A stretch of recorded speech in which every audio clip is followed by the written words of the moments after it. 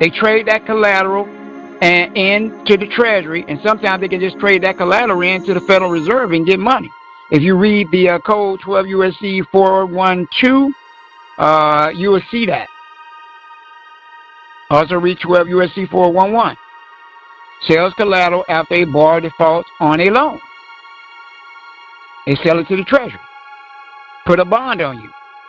That's why you got to take control of the instrument. Okay? So, without further ado, let's get into this, what I come over here to teach y'all about. The bearer instrument. Cool ass bear right there. You like that bear? Cool shades. Blue. Blue is my favorite color, by the way. Alright. A bearer instrument is a document that entitles the holder. Now, when you're looking at this definition, always think about the bill of exchange. I taught you about the bill of exchange. Okay? So, this plays part with that. Okay? You might say, King, I thought it was a bill of exchange. It's kind of one and the same. One and the same. Okay? You got to think about who gets it. I mean, who sends it, who receives it, who holds it. Right?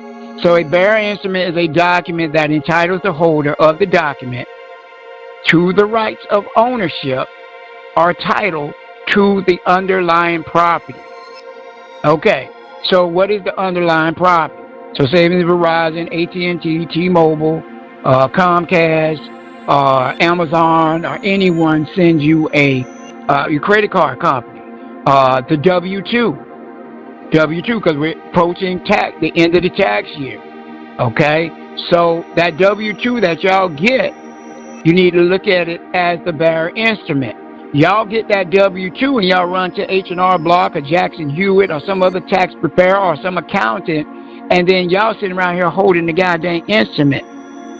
You are the transferee. That's why I came from the code 26 USC 1445. Who's the transferee? The one that it was transferred to. Okay? So you look at the definition of transferee, it says the term transferee means the person acquiring the United States real property interest. Okay? So you are acquiring it.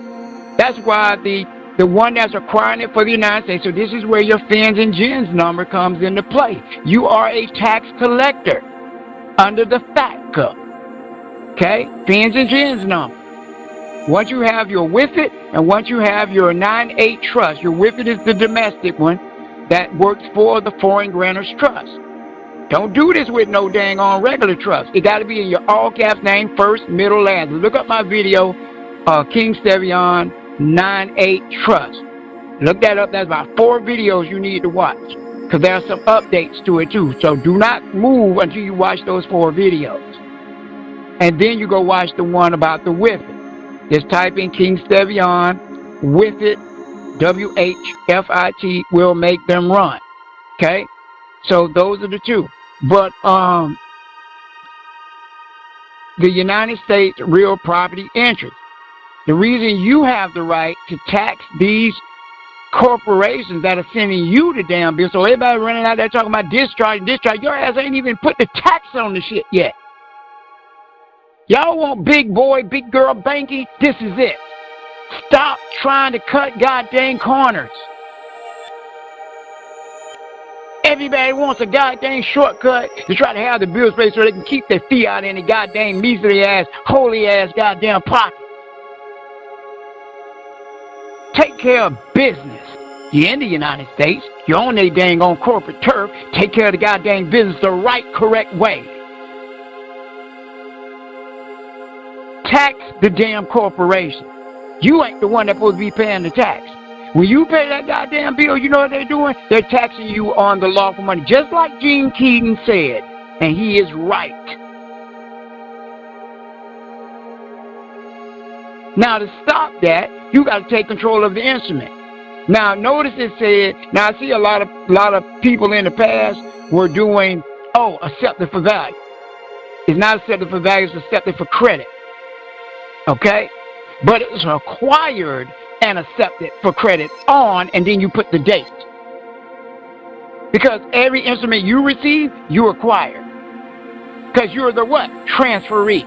It says here, the transferee means the person acquiring the United States real property. So once you acquired it, what do? You go do a 1099-A. You have to acquire the damn instrument first.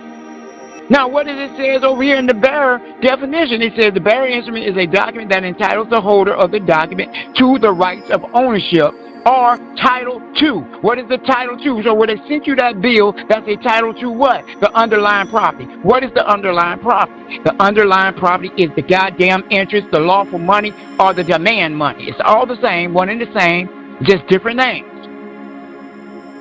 That entitles you to your interest. The Treasury gives you back that interest. Okay? You tax them. That goes through the TT&L, Treasury Tax and Loan. So y'all out here doing the 1099-B wrong, you know, you could pay the tax for them with your silver or your gold or your copper or your precious metal or the instruments that I give y'all that y'all purchase. You can do that with the instruments, the Laid Back album. And y'all can go buy the Laid Back album. I think it's like, oh my God, it's up there. It's up there. Because it started off at $400 million. So we had, let me tell you what the value of this thing is. I think it's like $2 billion right now, if I'm not mistaken. Let's see. Get in my phone real quick. And we're talking about the digital copy, by the way. And that many people had purchased a digital copy of it. I need to go jump on that. It ain't number $9.49. You know, it'll come up to like a little over $10.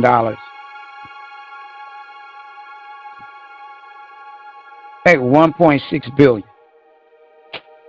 I had pushed it up there before it even got to it. To give people benefit of the doubt. But 1.6 billion. So, you know, whatever you pay those taxes with, they got to give that back to you. Because all you got to do is transfer the asset over to the Treasury to pay the debt. Just send it off, room 3414, the Pennsylvania Ave, I think it's 1500 Pennsylvania Ave, Northwest, Washington, D.C. And you're going to attach the instrument with that, pay the tax, and let them know this is to pay the tax on that. Okay? You can also send that to the IRS, but there is a form that you need to do. Let me tell you that form. Let's make sure. Nope, that's not it right there. Make sure I'm doing this accurate for y'all.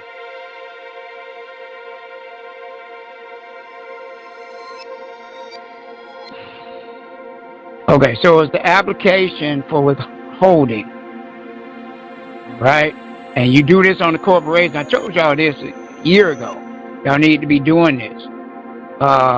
8288B, okay? Application for withholding certificate for dispositions,